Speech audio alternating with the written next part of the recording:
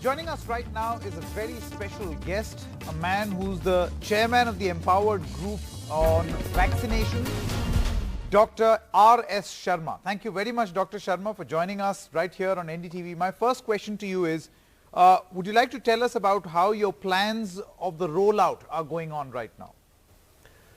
Well, Sanket, thank you very much for having me on this show. The plans are going on fine. When we started on 16th, when the Prime Minister launched the nationwide rollout of vaccination, we had done about 2 lakh vaccination that day. And then it is ramping up slowly. There were initial glitches in the software which we had created for this purpose. But I think all those glitches have also been attended to now in the COVID. And we are now going to have, slowly ramp up the program. Dr. Sharma, what were those glitches? Because some we definitely know, but you being at the helm, would you like to tell us what were the problems? Now exactly, to define and to really, describe those glitches may not be sort of possible because they are glitches in the code. But essentially, I must say that they were very minor ones. Some were related to flexibility in the sense that suppose somebody is,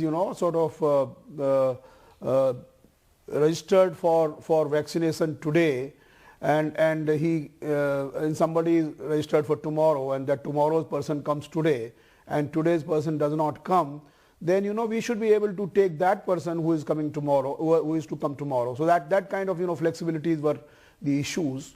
They have been attended to. Dr. Sharma, would this be a correct assessment that going forward also this app is going to be the backbone of India's vaccination rollout? The app. Yeah, this app, the COVID app, is going to be the backbone. We are going to have a very robust digital infrastructure which will essentially record the vaccinations real time, will issue the certificate to the person, will have a very robust authentication of the person. So I think we are going to have an extremely robust infrastructure, because we must remember that we are going to have the second dose of the vaccination also. So unless we have a record of each individual as to when he or she has been vaccinated, and when is the next date of vaccination due, what is the vaccination which has been given in the first place, because the same vaccine will be given to the second time also. So all that is very necessary, and that we are going to have a flawless, robust, secure and privacy preserving digital infrastructure. Would I be correct in my assessment that right now, as this COVID app has been put to use, and now the vaccines are being administered to healthcare workers, so you are in a way preparing for a much larger strategy that you will have to put in place once mass vaccination begins? So in a way, you're also testing the system right now. Yes, Sanket. You are very right that this system is essentially, let us look at this way, because this is for the health workers, and then of course we will have frontline workers.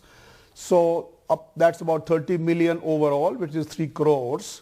Now from that point onwards, when we open the system for people of 50 years plus those people who have comorbidity, this system, which is essentially for a captive audience in some sense, had got to be expanded very significantly.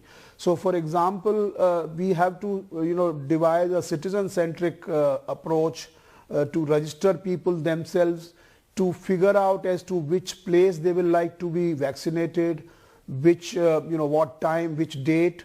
So essentially we have to create anytime, anywhere vaccination process, and for that we will require a massive digital outlet, so to say.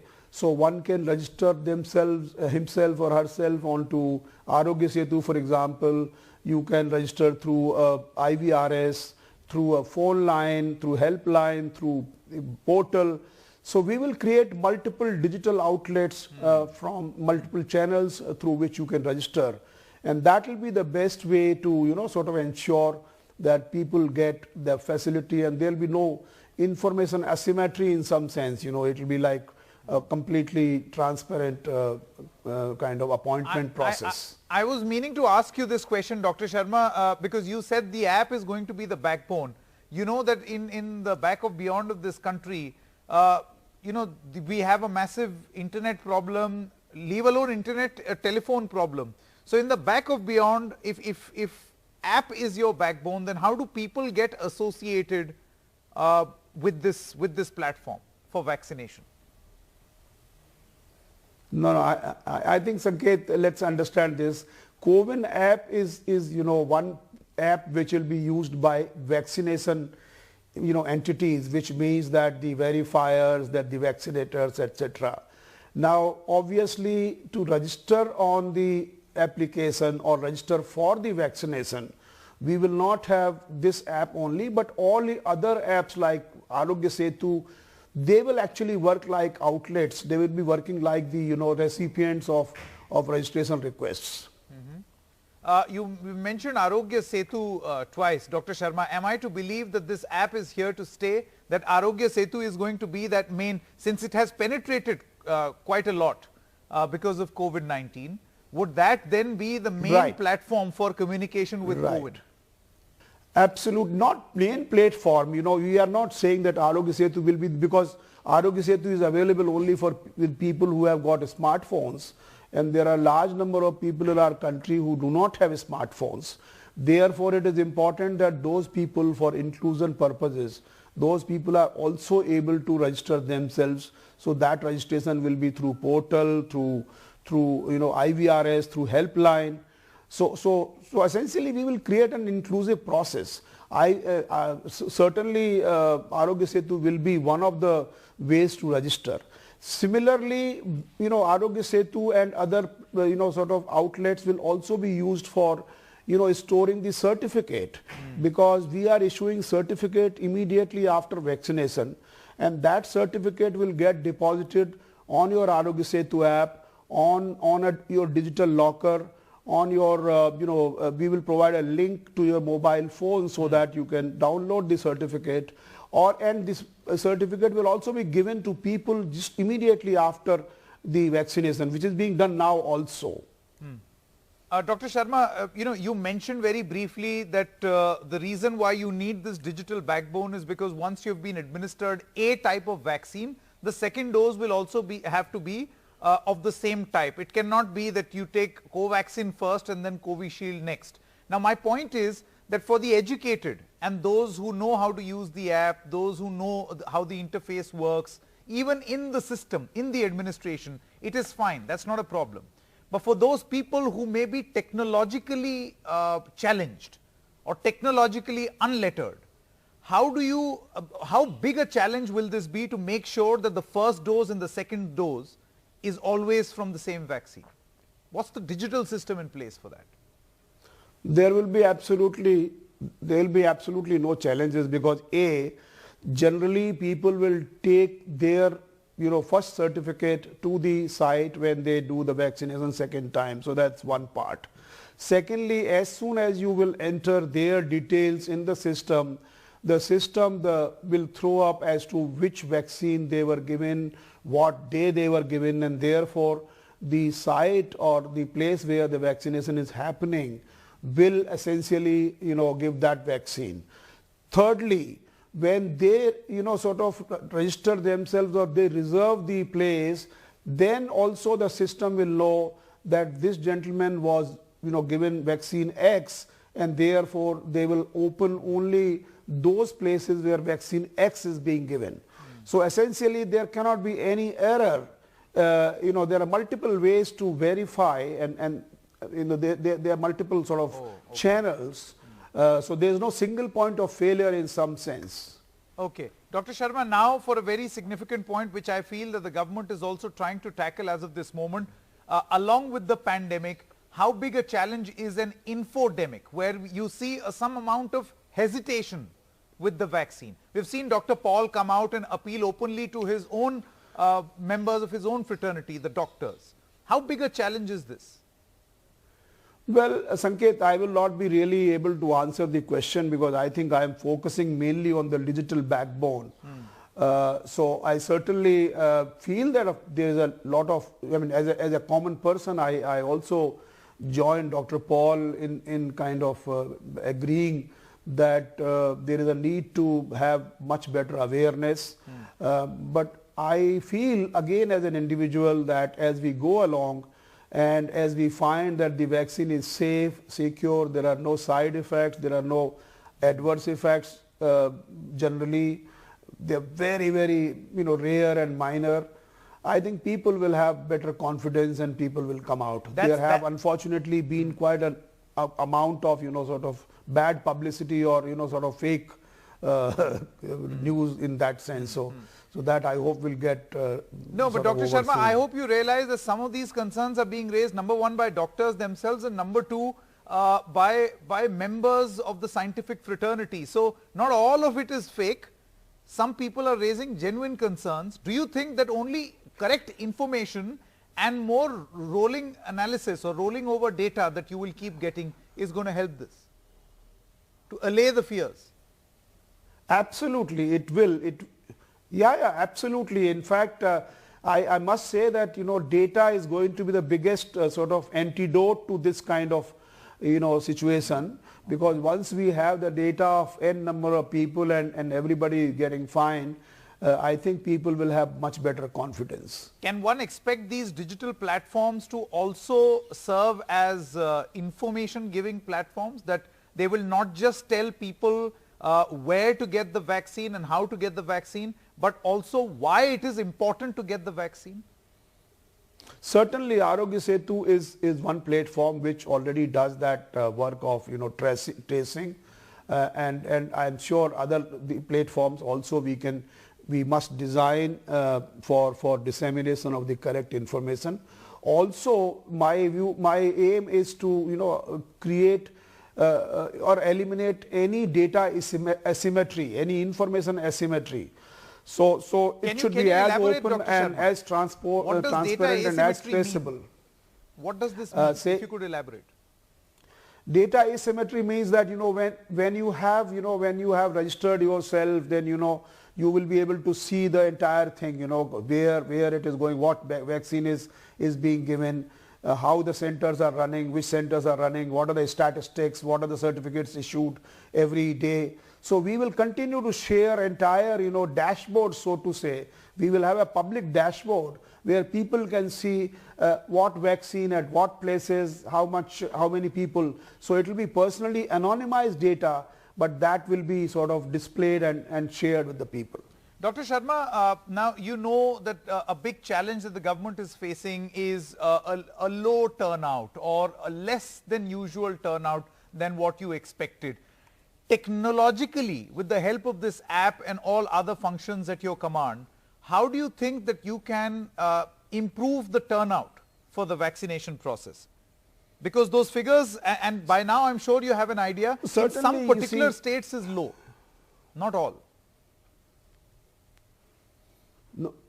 Yeah, Sanket, I think that's a very relevant question. What happens is that when we plan a session, as of now, we are planning sessions. So let's say we have 100 vials of the vaccine, and we just invite 100 people on that day, and we have an experience saying that only 30 people are turning up.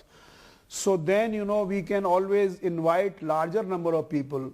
And then to ensure that at least 100 turn up. So if we invite 200, maybe 100 will turn up. And if at all, it's like overbooking in a plane kind of situation. You can always overbook. And then those people who do not turn up, maybe they can be taken up the next day. They will not be returned back. But essentially what I'm saying, to utilize the full capacity, we can always fine tune these plans, and the software allows that. Was this a learning of these few initial days, that you were so well managed and so meticulous in your system that perhaps you forgot to overbook? That's right. We thought that people will have, initially we thought that people will have sort of eager to take the vaccination, but some places people did not turn up in that kind of numbers. So then we actually tweaked the software to ensure more people come, number one. Number two, we also tweaked the software that if you are reserved, if you have a sort of, if you are scheduled to come 3 days later and you turned up today and there is a vacancy here, then we could sort of vaccinate you. So that way we have become a little more flexible in order to ensure better utilization of the capacity. Dr. Sharma, let me ask you this question. See, what happens is that government websites have this known propensity of getting overloaded and then stopping for some time, right? So and this is going to be a massive exercise. So there will definitely be a lot of people trying to log in or access this system. How robust is your system to take in this load? Sanket, let me tell you that this country has had the experience of doing Aadhaar. And in Aadhaar, we are doing, we have done about 33 billion authentication transactions. And Aadhaar is built for 10 million transactions an hour. We can do 1 crore authentication transaction in an hour. So we learned and we know how to build for a scale. So it's not going to be something which is the first time we are trying to do it on a scale. We have the capacity, we have the knowledge, and we know how to structure softwares and systems which can work for a scale. Imagine UPI is doing 2 billion transactions in a month of October. 2 billion last October, you must be aware of that. So that, that is the capacity. NPCI is sort of wheeling all these transactions. So we have systems which are massive systems, and we are aware of the enormity of the problem. No country, we are going to vaccinate 1/6 of the human population. Nobody in this planet has done that. And we are fully aware of the responsibility and the scale. And I think we will succeed. I have no doubt in my mind. Dr. Sharma, since you spoke about Aadhaar, I have to ask you this question. I'm sure you are aware that Aadhaar had certain safety and security concerns. So now in this context, because people will be sharing their data about their health, about their certificate, about their vaccination process, what is the system you have in place so that this data is safe? Well, now that you have talked about Aadhaar, let me also share with you that I was the founding CEO of Aadhaar for 4 years.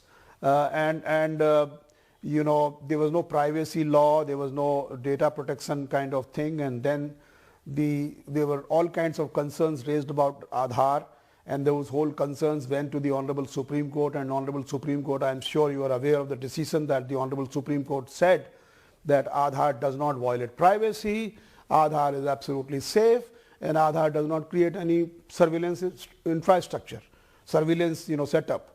So therefore, Aadhaar, as far as Aadhaar is concerned, I think the highest court of the land has given its judgment, number one. Number two, we have learnt, we have done the privacy by design, security by design in Aadhaar, and that's what we are going to do in this application also. Sure. So I can assure you that there shall be no issues relating to privacy, security, breach of data. Sure, that's comforting to hear. Last 2 questions. You're a busy man, I'll let you go. There's a lot of concern over data transparency. We've seen very little on things like, COVID tests, those numbers initially, Covishield, Covaxin numbers. A lot of people have been raising their doubts. Why is data transparency so low, many people argue, for a crisis as huge as this? No, one is that we will, as I explained to you in the beginning itself, we will share the data. This system will be absolutely transparent. The dashboard will give the, how many centers are running, how many vaccinations are being given. So I think we will be absolutely, sort of coming out with these numbers without any this thing. And most important, Sanket, is the fact that there shall be a single source of truth. And that single source of truth will be captured on the system in real-time basis. So you will know as to how many certificates have been issued, how many people have been vaccinated today. It is not happening. It will not happen that some fellows are giving some statement saying that we did 200,000 and the system is showing only 100,000. So we have made it very clear that there shall be a single source of truth, and that truth will be absolutely transparent. Initially there was this concern that some vaccine, a particular vaccine candidate is still in its 3rd phase of trial. The efficacy data is not out. So now that this vaccination process is going on, do you think more data that is gathered, this data on the vaccine, is going to build more faith in the future? For instance, let's talk about the adverse impact. What are you hearing on the adverse impacts? So we are sharing on the adverse impact as to how many people, you know, we are recording those adverse impacts on the system, which means who suffered, what kind of adverse impact, what are the symptoms and other details. So, but I agree with you that it is more and more people come forward and then they realize that it is not having any adverse impact and it is actually very effective and very efficient. Then of course people will lose that, you know, people will shed that hesitancy. On the other issue of, you know, what doctors are saying about the vaccine, etc. I am not an expert. I am not a doctor. By the way, I am a doctor of a, you know, I don't know whether I should call I'm a PhD, so that's not a. Of course you are a doctor. Different. I'm a different kind of doctor than Dr. Paul or Dr. Guleria. Yeah, of course. You're a doctor, sir. My final question: how would you, in your understanding, rate, you know, an adverse impact of 580 cases? Just your understanding, because you're working with this app. I'm sure you must have been aware. You've been talking. The adverse impact cases as on 21st January is 580 of the 10 lakh people vaccinated. This translates into 0.15%. Is this alarming, matter of concern, or very little to be concerned? Well, again, you are Sanket, you are asking an out of syllabus question as far as I am concerned. I really have no sort of sure. But I can certainly say that, you know, from a normal experience as an individual, one finds that one has a lot of allergies, all kinds of allergies, you know, one doesn't feel comfortable. Suppose I take aspirin, then, you know, I have some kind of issues, small issues. So my view is that these kinds of adverse impacts are of very minor nature, whatever I have seen the data so far. So I feel very comforted and comfortable, but I will not be able to comment on the, you know, whether it is more or less or what exactly. I mean, I am not a public final health question, realistically speaking, Dr. Sharma. Epidemiologist. Yeah, I can understand. Realistically speaking, how long is this exercise going to take to inoculate 130 crore Indians, 130 crore plus, using this infrastructure that you have prepared? We shall do it as soon as early as possible, because the days you save lives. But of course, it all depends on the availability of the vaccination. So it's not straight away the case that, you know, everything is available and you kind of just go and inoculate. So I mean, there are multiple variables which will determine the length of the vaccination period, the vaccine availability being the most important of them. As far as the other part is concerned, I think we have adequate health infrastructure in terms of manpower, in terms of other sort of things. We shall be able to do it as soon as possible. I can only assure that the digital platform or the software will be perfectly enabling that exercise to happen. Dr. Sharma, just out of curiosity, since you mentioned that this is going to be open and people will be able to see, would you also be sharing information on which dose has been given to which individual, which particular vaccine, or is that going to be confidential between the government and the individual? No, we will not be sharing any personally identifiable information. That's not what we are going to. We will share only the statistical information, which is normally how many people were vaccinated, which vaccine, which session is happening at what place, stuff like that.